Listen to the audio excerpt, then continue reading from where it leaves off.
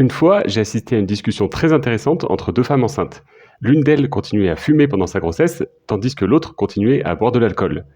Toutes les deux étaient très énervées. Celle qui buvait disait à l'autre que fumer pendant la grossesse était complètement irresponsable, tandis que celle qui fumait argumentait que c'était boire de l'alcool qui était dangereux pour l'enfant. Un hypocrite, c'est quelqu'un qui prétend avoir certaines valeurs en public et qui agit complètement différemment dès qu'il est à l'abri des regards. Comme au hasard, une personne qui dit qu'il faut que la justice soit plus stricte et plus ferme envers les fraudeurs qui profitent des aides publiques, alors qu'elle-même détourne des millions d'argent public. La fraude sociale est un poison pour notre société. Ou plus précisément, un hypocrite, c'est une personne qui trouve que les règles qu'elle défend deviennent subitement injustes dès qu'elles s'appliquent à elle-même.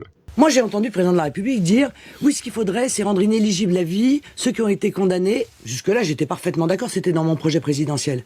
Pour corruption et fraude fiscale. Ah bon? Et pourquoi pas le reste? Mais alors pourquoi pas pour favoritisme? Pourquoi pas pour détournement de fonds publics? Quand le tribunal punit sévèrement d'autres voleurs, il rend la justice. Quand le tribunal nous condamne soi-même parce qu'on a volé, d'un coup, ça devient une attaque à la démocratie.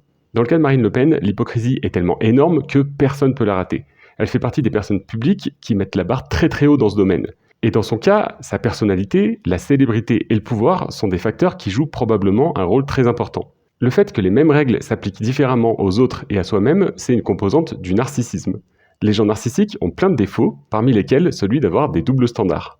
Par exemple, un narcissique ne voit pas où est le mal de regarder dans votre téléphone, de s'inviter chez vous ou de vous emprunter votre voiture.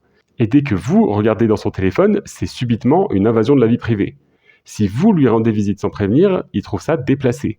Si vous lui empruntez sa voiture, il vous fera payer l'essence. Le pouvoir accentue encore plus le phénomène. La relation entre le narcissisme et le pouvoir, c'est un cercle vicieux. Les narcissiques cherchent le pouvoir et le pouvoir rend narcissique. Et la célébrité, c'est encore un truc qui vient amplifier tout ça. Le cerveau humain n'est pas préparé à vivre la célébrité. Se retrouver dans des meetings où des milliers de personnes vous applaudissent, quelles que soient les énormités que vous racontez, ça rend certaines personnes complètement dingues. Et elles se permettent des trucs incroyables en croyant qu'elles échapperont aux conséquences. Mais dans notre vie quotidienne, on connaît tous des hypocrites qui sont pas forcément narcissiques ni célèbres. Comme dans l'histoire des deux femmes enceintes qui trouvent chacune que ce que fait l'autre est condamnable, on connaît tous des gens qui voient la paille dans l'œil du voisin sans voir la poutre dans le leur. Alors, si c'est pas le narcissisme qui explique les hypocrisies du quotidien, qu'est-ce que c'est? Est-ce que c'est possible qu'un hypocrite soit sincère dans ses croyances, même s'il les applique pas toujours? En fait, l'hypocrisie, c'est un besoin fondamental du cerveau humain. Vous et moi, on a besoin d'être hypocrite. Quand on a des valeurs, elles s'expriment souvent comme des règles absolues.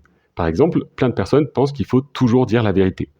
Mais le matin, quand les collègues demandent « ça va ?», elles répondent toujours que oui, ça va, même quand en fait, ça va pas du tout.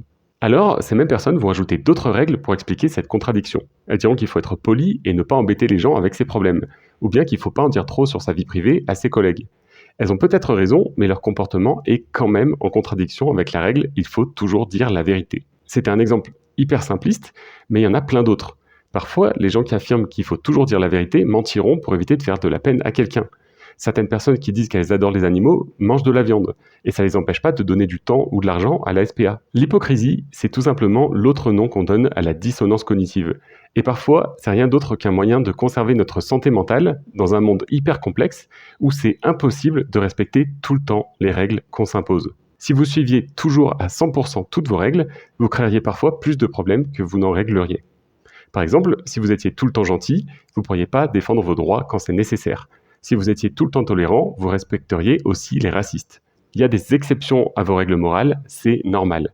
Et plutôt que de lister toutes ces exceptions à l'avance, vous décidez de ce que vous faites en fonction des situations. Parfois, ça vous rend hypocrite, mais ça vous permet d'éviter de remettre en cause vos valeurs et de déprimer en constatant que vous n'arrivez pas à toutes les suivre. Alors le mieux, c'est d'accepter et faire preuve d'humilité. Accepter que nos règles ne peuvent pas s'appliquer tout le temps, que nos cerveaux sont limités. Et tout simplement s'affirmer avec calme quand l'hypocrisie de quelqu'un d'autre commence à nous gonfler sérieusement et qu'on estime qu'il ferait bien de réfléchir à leur comportement.